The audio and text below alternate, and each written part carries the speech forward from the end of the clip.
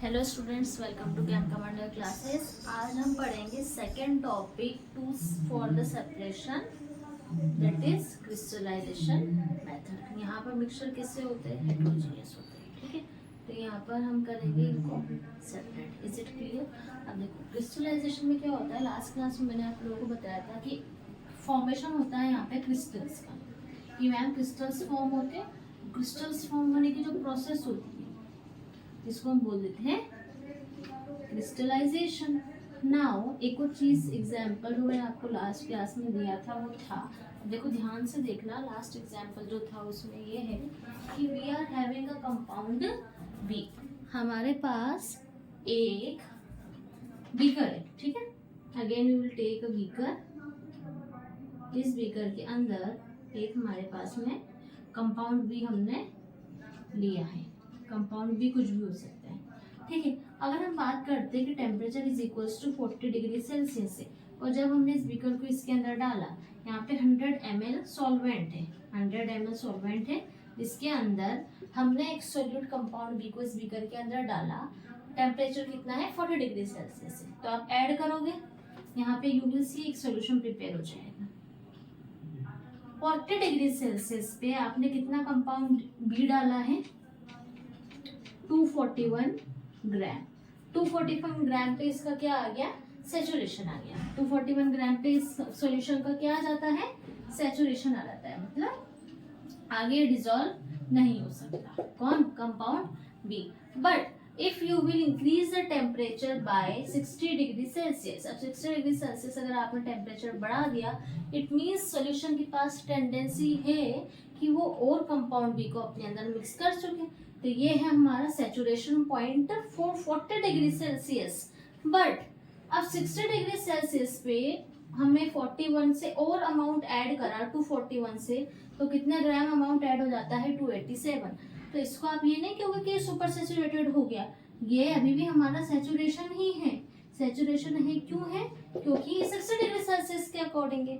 तो कहने का मतलब कुल मिलाकर के ये होता है कि या तो टेम्परेचर 40 डिग्री सेल्सियस आपने रखा, जिसमें आप कंपाउंड बी को ऐड करते जा रहे हो, करते जा रहे हो, करते जा रहे हो, आपको पता चला इसका सैचुरेशन पॉइंट आया 241 ग्राम के ऊपर, ठीक है। तो ये इसका हो गया saturation point.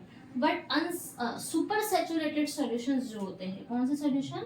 Super saturated solutions जो होते हैं, उनके लिए हमने देखा है कि उसमें क्या होता है, आप टेम्परेचर को इंक्रीज कर दो तो उसमें मोर सोल्यूट को can be added in the same amount of the solvent. तो यहाँ पे सॉल्यूशन कैसा हो गया? सुपर सैचुरेटेड हो गया, और सैचुरेटेड हुआ 60 डिग्री सेल्सियस के हिसाब से, ठीक है। तो देखो कुल मिलाकर के यहाँ पे सॉल्यूशन कैसा हो गया? सुपर सैचुरेटेड हो गया, क्योंकि 241 से ज्यादा क्वांटिटी वो नहीं ले रहा था, बट आपने टेम्परेचर इंक्रीज करा, 40 से 60 लेकर के आए, तो more amount of the compound भी कैन बी एडेड। तो अब सॉल्यूशन कैसा हो चुका है? सुपर सैचुरेटेड हो चुका है। और अगर आपको क्रिस्टल्स फॉर्म कराना है तो solution should be super saturated. क्यों? क्योंकि इस बीकर के अंदर अब फाइनली हमारे पास 287 ग्राम ऑफ कंपाउंड बी है 100 ml ऑफ वाटर के अंदर, ठीक है। टेम्परेचर अभी है 60 डिग्री सेल्सियस। अब हम स्टार्ट करेंगे इसकी कूलिंग। टेम्परेचर को डाउन होने दो, डाउन होने दो, डाउन होने दो, और टेम्परेचर को वापस से आने दो किस पे? 40 डिग्री सेल्सियस पे।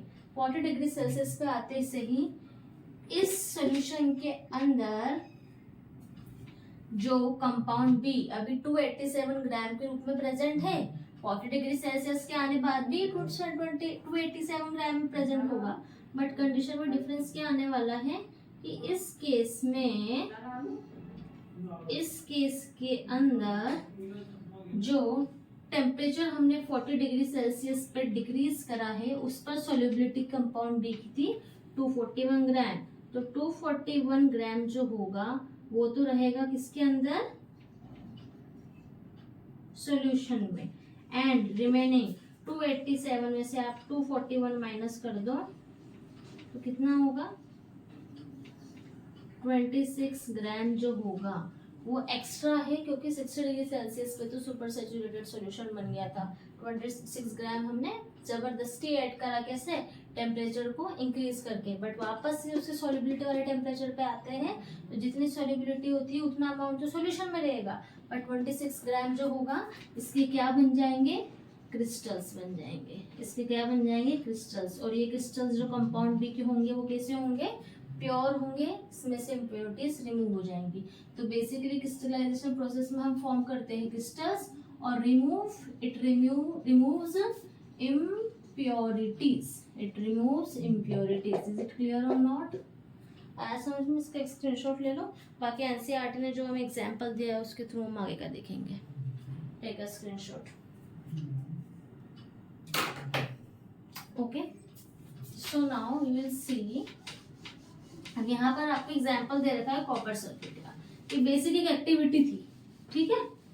आपको एग्जाम्पल दिया हुआ है कॉपर सल्फेट का कि हम कॉपर सल्फेट का एक सैचुरेटेड सॉल्यूशन बनाएंगे, ठीक है, और टेम्परेचर इंक्रीज करेंगे तो सैचुरेटेड सॉल्यूशन किसमें कन्वर्ट हो जाएगा, सुपर सैचुरेटेड सॉल्यूशन में। Is it clear?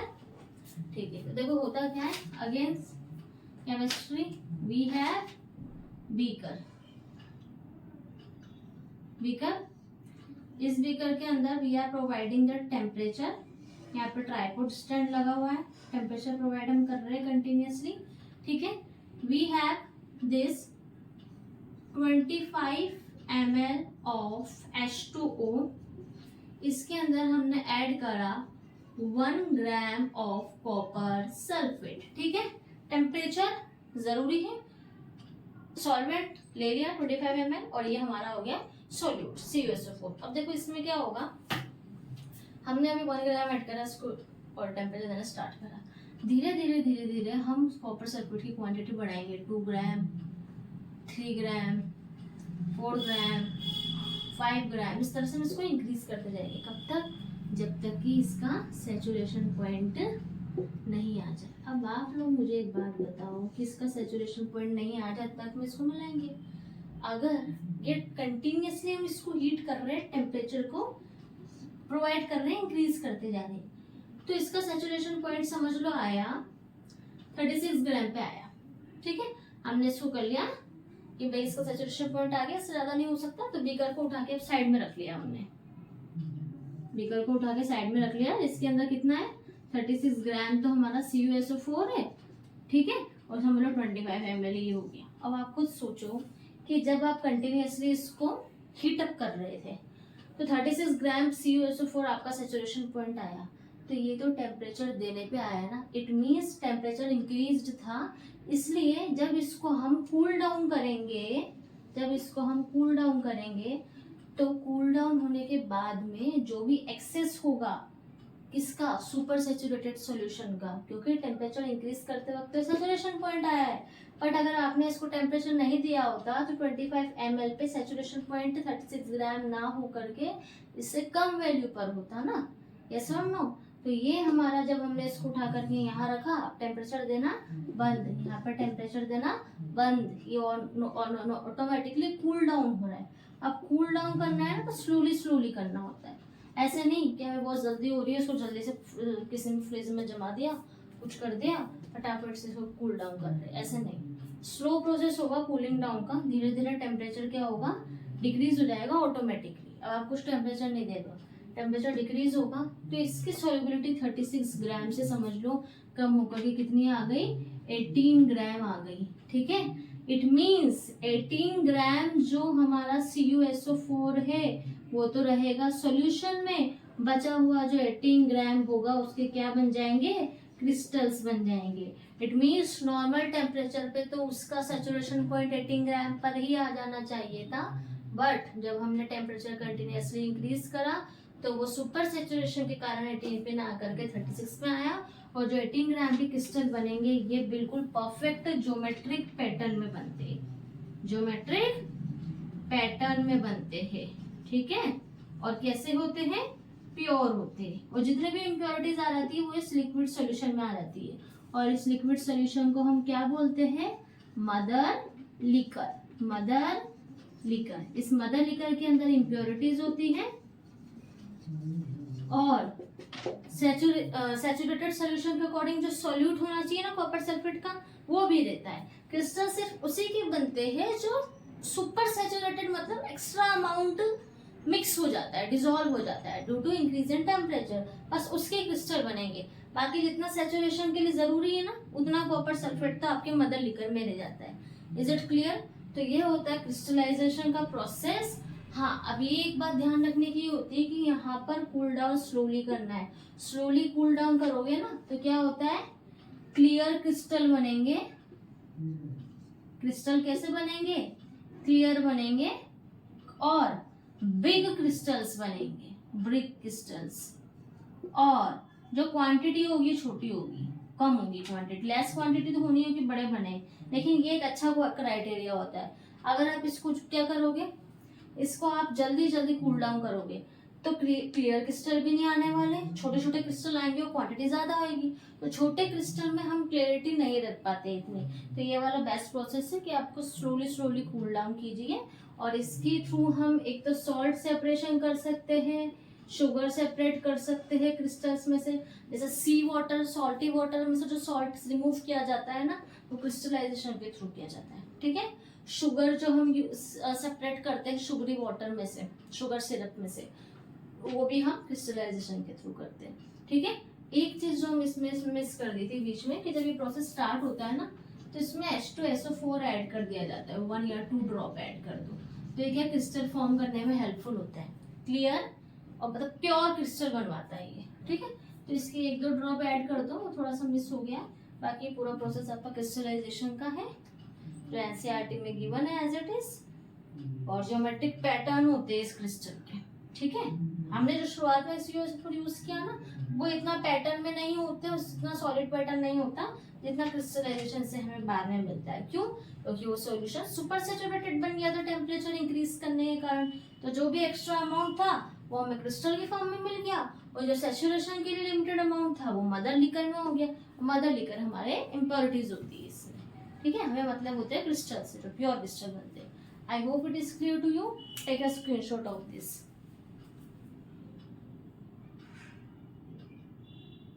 Okay, so students देखो, आफ्टर क्रिस्टलाइजेशन टॉपिक अब हम पढ़ेंगे सब्लिमेशन।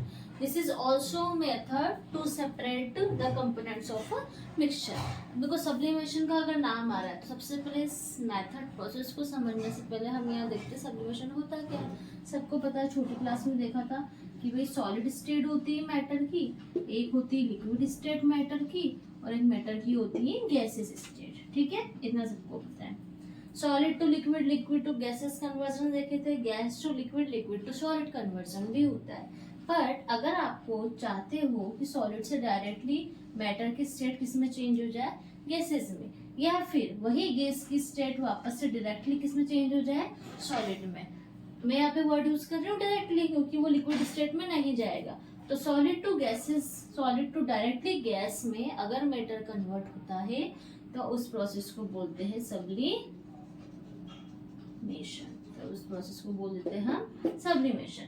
और अगर गैस से डायरेक्टली सॉलिड में मैटर का स्टेट कन्वर्ट होता है without moving to the liquid तो उसको हम बोल देते हैं deposition. I hope this is clear to you. इस एक स्क्रीनशॉट ले लो, बाकी एक्सप्लेन करते हैं।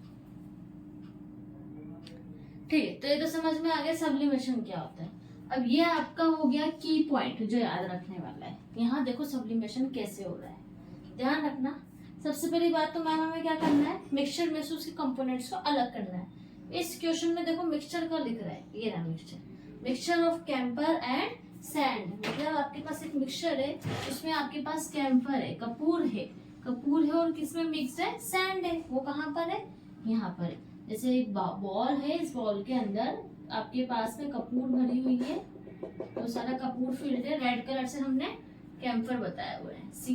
ठीक है, रेड कलर से कैम्फर है, और ये ब्लू कलर से जो है हमारे पास ये क्या है, सैंड है।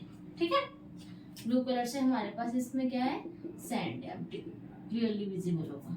अब इसके मिक्सचर को कैसे सेपरेट करेंगे, तो देखो ध्यान रखना, जितने भी प्रोसेस देख रहे हैं ना हम टेम्परेचर प्रोवाइड करते हैं, मैक्सिमम में कर रहे हैं। ये आपका ट्राइपोड स्टैंड हो गया।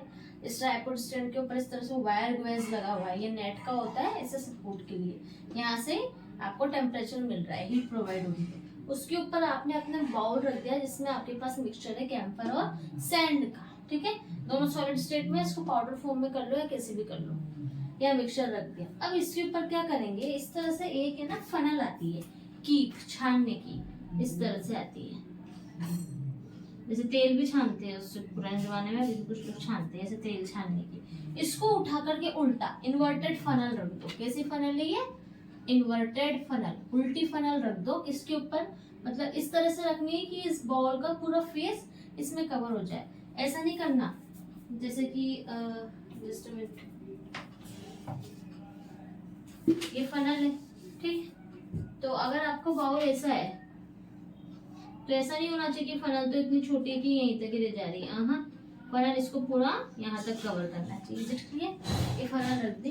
फनल रखने के बाद यहाँ से मुंह इसका जो माउथ है ओपन होता है, तो यहाँ पे कॉटन प्लग लगा दो। तो कॉटन प्लग से इसको ऐसे इसके माउथ को पैक कर देना है। और ये दूसरा माउथ किससे पैक हो गया, अटैच हो गया, बाउल के माउथ से अटैच हो गया। ठीक है, अब ये मिक्सचर आपके पास इसके अंदर जो फिल्ड है, इस मिक्सचर में से जो कैम्फर है, कैम्फर कैसा होता है, वोलेटाइल होता है। कैम्फर कैसा होता है, वोलेटाइल होता है, वोलेटाइल होता है। और इट में सबलाइम, ये सबलाइम हो सकता है कैसे, सॉलिड टू गैसेस स्टेट में। कैम्फर में क्या प्रॉपर्टी होती है, सबलाइम होने की। सबलाइम में ये सब्लिमेशन हो सकता है इसका, solid state to gases state में। ठीक है, तो ये जो कैम्फर होगा which is representing red colour, धीरे धीरे ये एनवायरनमेंट में ऐसे ऊपर जाने लग जाएगा। वोलेटाइल है तो वोलेटाइल कंपाउंड में इस एनवायरनमेंट में ऊपर जाके उड़ेंगे, ऐसे जाएगा। और धीरे धीरे हम देखेंगे कि ये यहाँ पे इस तरह से कैम्फर जो है, इसकी जो हमारा फनल है, फनल की वॉल्स पे ऐसे कलेक्ट होने लग जाएगा। ठीक है, कलेक्ट होने लग जाएगा। अब देखो गैसेस स्टेट में जब वो गया, तब तो सॉलिड टू गैस में सब्लिमेशन हो रहा था, बट वो वहां पर जाके जब कलेक्ट हो गया, आपने टेम्परेचर देना बंद कर दिया, तो कलेक्ट हो जाएगा। तो वो गैस से कौन से स्टेट में आ जाएगा, सॉलिड में, जिसको हम कहते हैं डिपोजिशन। तो इसके अंदर हमें बाद में देखने को मिलेगा कि जितना भी कैम्फर है, सारा कैम्फर कहाँ पे अटैच्ड हो गया, इस फनल की वॉल्स पे अटैच्ड हो गया। और आपको तब तक ही प्रोसेस करना है जब तक कि सब कुछ अटैच्ड ना हो जाए, और आपके पास फाइनली बाउल में क्या बचेगा, सिर्फ और सिर्फ सैंड बचेगी। तो ब्लू कलर से हमने सैंड डिनोट किया था, रेड कलर से हमने सी फॉर कैम्फर डिनोट किया था। तो हमने क्या करा, बाय यूजिंग दिस मेथड हमने सेपरेट कर लिया, किसको, सैंड में से कैम्फर को सेपरेट कर लिया। अब बाद में इस फनल को ऐसे हटा दो, इसके ऊपर से टेम्परेचर वगैरह सब बंद कर दो, फनल को ऐसे बाहर निकाल लो, बाहर ऐसे निकाल लिया। अभी फनल आपको कैसी दिख रही है, फनल आपको ऐसी दिख रही है। और इस फनल के वॉल्स पे यू कैन सी कि इस तरह से कौन लगा हुआ है, कैम्फर लगा हुआ है। और उस कैम्फर को आप थोड़ा सा स्पून से हटा करके एक पेपर पे ले सकते हो, तो हमारे पास क्या आ जाएगा, कैम्फर आ जाएगा। और इस बॉल में हमें क्या मिल जाएगा, सैंड मिल जाएगी। सो ये मेथड का नाम है sublimation. In this method we separate the sublime और volatile components from its mixture. अगर इस मिक्सचर के अंदर सैंड होता और मड होती तो सब्लिमेशन हम लगा ही नहीं सकते थे, क्योंकि कम से कम कोई एक कंपोनेंट तो कैसा होना चाहिए, सबलाइम या फिर वोलेटाइल। अगर वो सबलाइम या फिर वोलेटाइल नहीं होगा तो वो दूसरे कंपोनेंट से सेपरेट कैसे होगा, सब्लिमेशन मेथड को यूज करके। ठीक है, so this is basic general method है।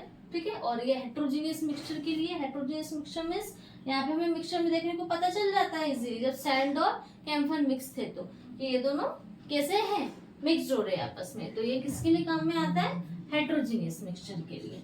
अब देखो अदर एग्जांपल इसके क्या है, solid CO2, solid carbon dioxide जो होती है, वैसे तो कार्बन डाइऑक्साइड क्या है, गैसेस स्टेट में होती है, but solid carbon dioxide means carbon dioxide gases state में होती है, बट वो सॉलिड फॉर्म में है।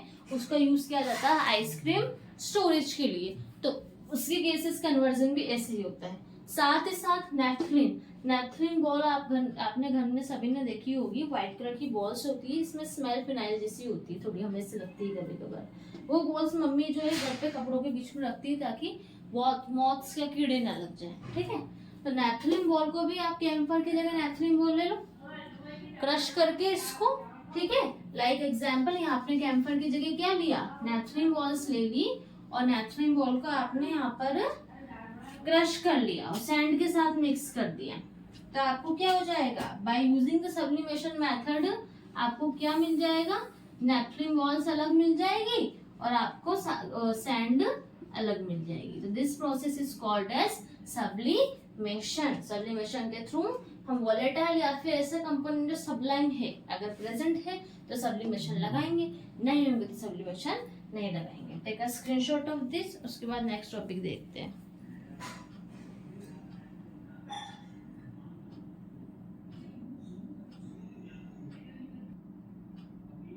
So students, our next topic is coagulation। ठीक है, अब coagulation यहाँ पे एक वर्ड है और एक और वर्ड यहाँ पर आएगा coagulant। coagulant, there will be another word, coagulant or coagulation। coagulation is the name of the process। this is the name of process। और coagulant कौन होने वाला अभी पता चलेगा, ध्यान से देखना। I have a beaker, ठीक है, हमेशा की तरह as we all are chemist, so we start every time with the beaker। मैं beaker अच्छा बनाना सीख रही हूँ, थोड़ा सा बन जाए। beaker है आपके पास, इस beaker के अंदर we have filled, it is filled with H2O, water से beaker filled है। या फिर एक काम करते हैं, एक simplest example डेली लाइफ का लेते हैं, वहां से शुरुआत करते हैं। You have a container, in this container हमारे पास मिल्क है। अभी आज वाटर नहीं है, अभी फिलहाल क्या है, मिल्क है, ठीक है। इस कंटेनर के अंदर हमारे पास क्या आ गया, मिल्क आ गया, ठीक है। अच्छा, अब मुझे बताओ कर्डलिंग ऑफ मिल्क करना आता है क्या? कर्डलिंग ऑफ मिल्क, मिल्क से पनीर बनाना कैसे बनाओगे? इसको थोड़ा सा गर्म कर लो, इसमें ऐड करो सम लेमन जूस, इसमें ऐड करो some lemon juice. Lemon juice add करोगे तो क्या होगा, इस मिल्क के अंदर आपको कर्डलिंग दिख जाएगी, ऐसा हो जाएगा। इस तरह से दूध थोड़ा इकट्ठा इकट्ठा सा दिखेगा कहीं कहीं, और बाकी दूध में क्या रह जाएगा, इस तरह से दूध इकट्ठा इकट्ठा हो जाएगा और बाकी बचे हुए दूध में क्या हो जाएगा, पानी रह जाएगा।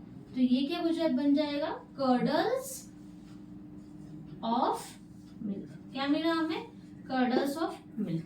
अब इस प्रोसेस के अंदर एक बात बताओ, हमने लेमन जूस या फिर विनेगर जब मिल्क के अंदर डाला तो दूध के तो कर्डल्स बन गए, पनीर बन गया, और हमारा जो पानी पानी था वो अलग हो गया। मिल्क के अंदर आपको पता हो तो होता है फैट्स होते हैं और प्रोटीन्स होते हैं। इट मीन्स जब हमने इसके अंदर लेमन जूस डाला तो लेमन जूस ने अपने पास में स्टिक कर लिया, लेमन जूस ने अपने पास किस किस को बुला लिया, सभी फैट्स और प्रोटीन्स को बना लिया, जिनकी क्या हुई है, कर्डलिंग हुई है, और बाकी बचा हुआ पानी दूध में से अलग हो गया। तो यहाँ पर lemon juice is working as coagulant. Lemon juice किसका काम कर रहा है, कोएगुलेंट का काम कर रहा है। लेमन जूस जाएगा मिल्क के अंदर, मिल्क के अंदर जितना भी फैट्स और प्रोटीन्स है उनसे जाकर के लेमन जूस क्या हो जाएगा, स्टिक हो जाएगा, चिपक जाएगा, क्लिंग हो जाएगा, और उनसे चिपक करके ये अपने पास इसको बुला लेता है, फैट्स एंड प्रोटीन्स को। लेमन जूस ने कोएगुलेंट का वर्क करा, खुद से क्लिंग या स्टिक कर लिया किसे, फैट्स को, तो वो सब तो इकट्ठे हो गए इस ग्रुप में। बाकी जो बचा हुआ था जिसको लेमन जूस को अपने साथ स्टिक नहीं करना था वो कौन था, वाटर जो मिल्क में बचा हुआ है। तो ये प्रोसेस कहलाता है coagulation. Here lemon juice is working as coagulant and this process of separation by the action of coagulant in the mixture to separate the components from the another one is called as coagulation। एक और जो general इसका daily life example है, एक तो ये हो गया, एक और एग्जांपल है जो हम देखेंगे, one more example is here. अब यहाँ मिल्क नहीं है, यहाँ पे हम हमारा बेसिक एग्जांपल लेंगे वाटर, ठीक है। एक एग्जांपल ये अभी हमने जो देखा वो था। नाउ बेसिक एग्जांपल इज, यहाँ अब हम कोएगुलेंट बनाएंगे किसे, फिटकरी, पोटाश एलम। फिटकरी सबने देखी है, शेविंग के टाइम पे, during shaving, have you ever seen your father to using फिटकरी? इसको कहते हैं पोटाश एलम केमिस्ट्री में। अब देखो ध्यान से देखना, बरसात में जब बहुत गंदा पानी आता है, पानी जो बरसात में आता है ड्यूरिंग रेनी सीजन, वो वाटर गंदा होता है, it is not fit for drinking directly. Mummy पता है क्या करती है, ये आपके पास ये एक कंटेनर है, इसमें पानी भरा हुआ है, दिस इज H2, जिसमें क्या प्रेजेंट है, डर्ट या फिर इम्प्योरिटीज प्रेजेंट है।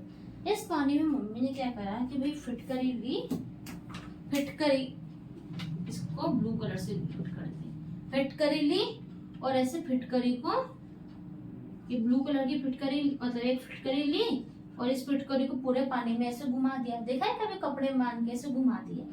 घुमाने के बाद में क्या होता है, इस पानी के अंदर फिटकरी के पार्टिकल्स ऐसे सस्पेंड हो जाते हैं। अभी सस्पेंड नहीं मतलब धीरे धीरे सस्पेंड हो गया, अभी फिटकरी के पार्टिकल्स एनवायरमेंट में प्रेजेंट है। अब ध्यान से देखना, फिटकरी is here working as coagulant. और कोएगुलेंट का काम क्या होता है, कोएगुलेंट का काम होता है स्टिक करने का या फिर अपने या फिर क्लिंग, चिपक जाता है कोएगुलेंट। किससे चिपकेगा, जिससे इसको जिससे अफिनिटी होगी। जितने भी डर्ट पार्टिकल्स है इस वाटर के अंदर, ठीक है, वो किससे अटैच हो जाते हैं, लाइक यहाँ पर रेड कलर के हम डर्ट पार्टिकल्स बना लेते हैं, फिटकरी जा जाके उन सबसे क्या हो जाएगी, अटैच्ड हो जाएगी। फिटकरी जा जाके उन सबसे क्या हो जाएगी, डर्ट पार्टिकल से अटैच, वाटर से नहीं होगी, इम्प्योरिटीज और डर्ट से होगी।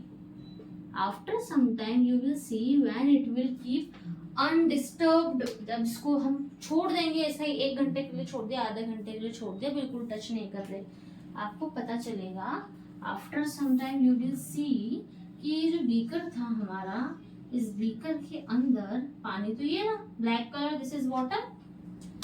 आप देखोगे कि जितने भी डर्ट पार्टिकल्स थे ना वो ऐसे बॉटम में नजर आएंगे आपको। देखना, आप घर पे करके देख लेना एक बार, मम्मी से पूछ लेना अगर मैं झूठ बोल रही हूँ तो, ठीक है। जितने भी डर्ट पार्टिकल्स रेड कलर के वो किससे स्टिक नजर आएंगे आपको, फिटकरी तो नहीं दिखती, डर्ट पार्टिकल्स दिखते गंदे गंदे से।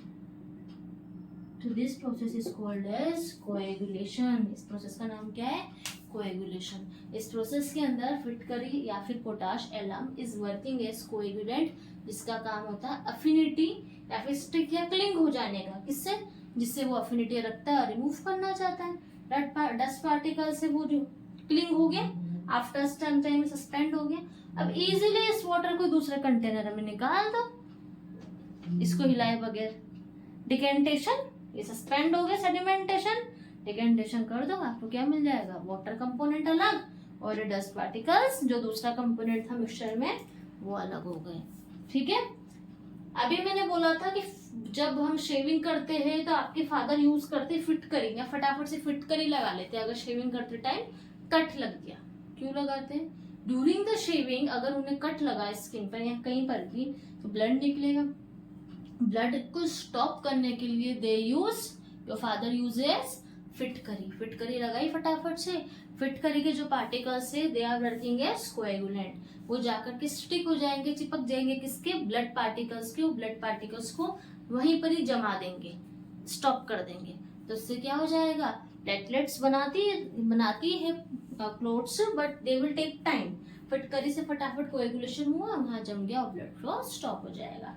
आई hope this is clear to you all. There are many more applications, many more separation techniques. उसके बाद chapter will be finished, and I hope it is very clear to you all. With doubt हो तो you can give me the in comment section. Keep learning, stay healthy. Thank you so much.